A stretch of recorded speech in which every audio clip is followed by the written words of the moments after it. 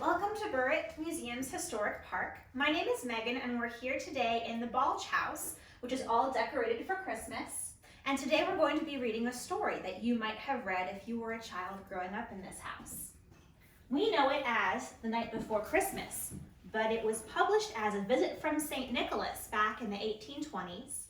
And by the 1840s or 1860s, lots of children and their family were reading it around the fire at Christmas time for the holidays.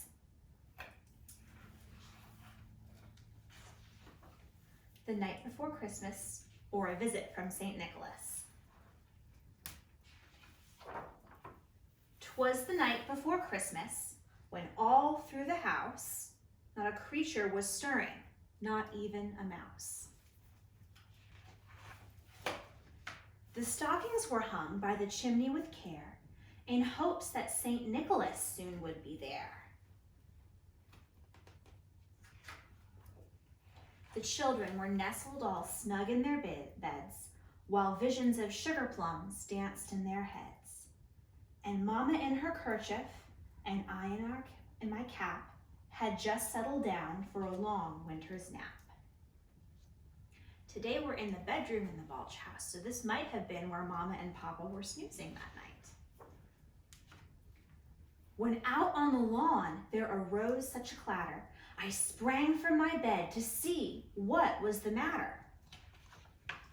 Away to the window I flew like a flash, tore open the shutters, and threw up the sash. The moon on the breast of the new fallen snow gave a luster of midday to objects below. Have you ever seen a moon that bright that it looks like it could light up the whole yard out there? When what to my wondering eyes should appear but a miniature sleigh and 8 tiny reindeer. With a little old driver, so lively and quick, I knew in a moment it must be Saint Nick.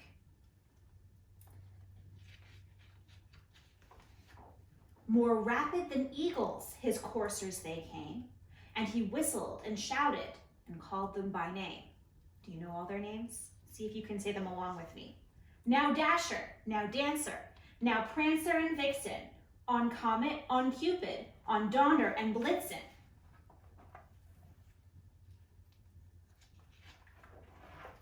To the top of the porch, to the top of the wall, now dash away, dash away, dash away all. As dry leaves before the wild hurricane fly, when they meet with an obstacle mount to the sky. So up to the housetop the coursers they flew, with a sleigh full of toys and St. Nicholas too.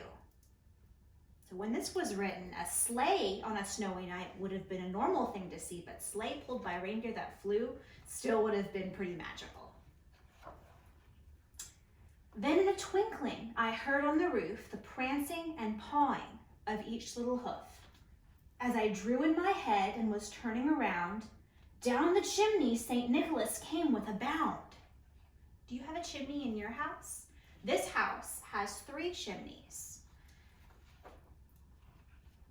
He was dressed all in fur from his head to his foot, and his clothes were all tarnished with ashes and soot.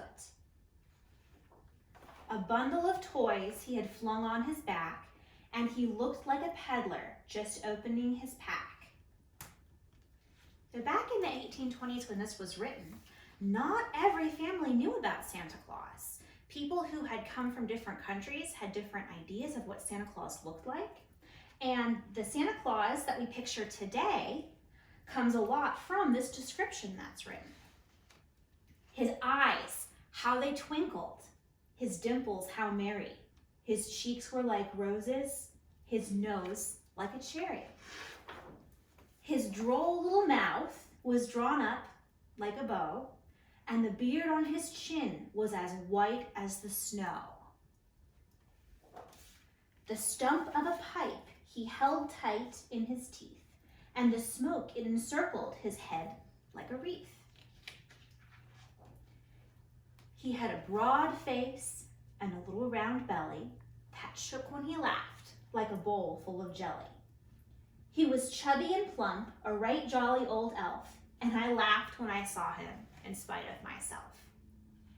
Is that how you imagine Santa to look? A wink of his eye and a twist of his head soon gave me to know I had nothing to dread. He spoke not a word, but went straight to his work and filled all the stockings, then turned with a jerk. And laying his finger aside of his nose and giving a nod, up the chimney he rose.